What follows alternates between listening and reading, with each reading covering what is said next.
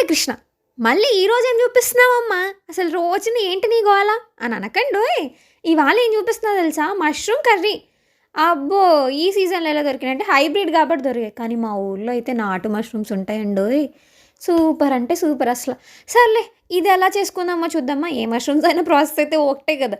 ఒక కడాయి పెట్టుకొని, దాంట్లో ఆనియన్స్ ఏసుకొని, కొంచెం కరివేపాకేసుకొని, తర్వాత బాగా ఫ్రై అయినాక అల్లం వెల్లుల్లి పేస్ట్ ఏసుకొని, ఇవి మష్రూమ్స్ కొంచెం దొడ్డుగుంటాయి కాబట్టి కట్ చేసేసుకుంటారు. మా ఊర్లో మష్రూమ్స్ అయితే తుంచి తుంచి ఏసేస్తారనమాట.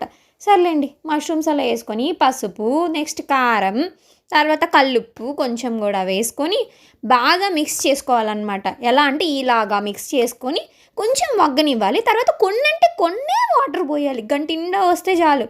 అమ్మ ఏంటమ్మా ఇంత తక్కువ నీళ్ళు పోస్తున్నావంటే, చూడు చూడు నీకు మ్యాజిక్ చూపిస్తానింది. నెక్స్ట్ మినిట్ కల్లా ఇన్ని వాటర్ వచ్చేసాయి ఆ కర్రీలో. సర్లేండి అలా ఉడికిన తర్వాత మంచిగా రెడీ అయింది కదా మష్రూమ్ కర్రీ.